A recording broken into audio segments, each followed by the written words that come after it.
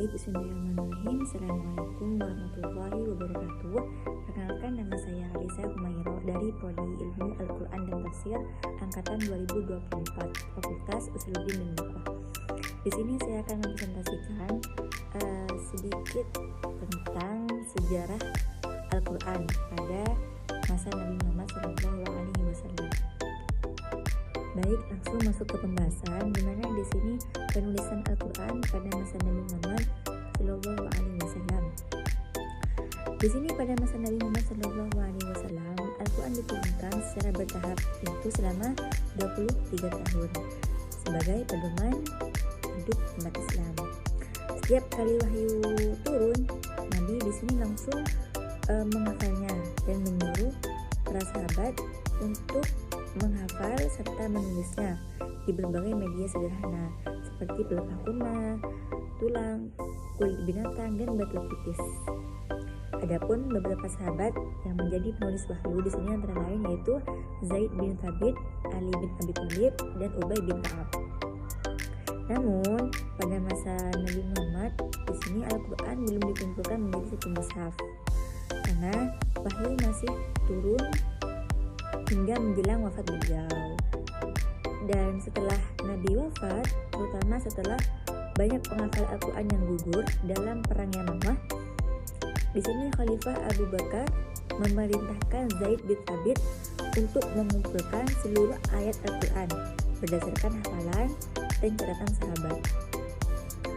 Dan hasil pengumpulan itu disebut dengan Mushaf Abu Bakar, dan kemudian disimpan oleh Hafsah binti Umar. Dan pada masa Khalifah Utsman bin Affan di sini mushaf tersebut disalin dan disebarluaskan ke berbagai wilayah Islam untuk menyeragamkan bacaan, yang kemudian dikenal sebagai Mushaf Utsmani. Nah, sekarang kita masuk pada pembahasan selanjutnya, yaitu peran sahabat sebagai penulis wahyu. Apa sih peran sahabat di sini?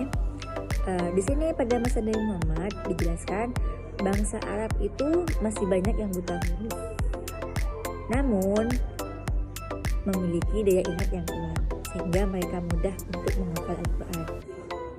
Di sini Nabi menganjurkan agar Al-Quran itu dihafal dan dibaca, serta menunjuk beberapa sahabat sebagai penulis wahyu untuk menuliskan ayat-ayat yang turun. Di sini ada para sahabat yang menjadi penulis wahyu, antara lain ada Abu Bakar, Umar, Utsman, Ali, Zaid bin Thabit, dan Ubay bin Ka'ab. Nah, sekarang pembahasan yaitu proses pemeliharaan dan penyebaran Al-Quran. Dimana di sini pemeliharaan dan penyebaran Al-Quran pada masa Nabi Muhammad dilakukan melalui hafalan dan penulisan wahyu oleh para sahabat seperti Zaid bin Thabit, Ali bin Abi Thalib, Muawiyah, dan Ubay bin Ka'ab. Di sini penulisan dilakukan di atas pelepah kurma, kulit, tulang, dan batu.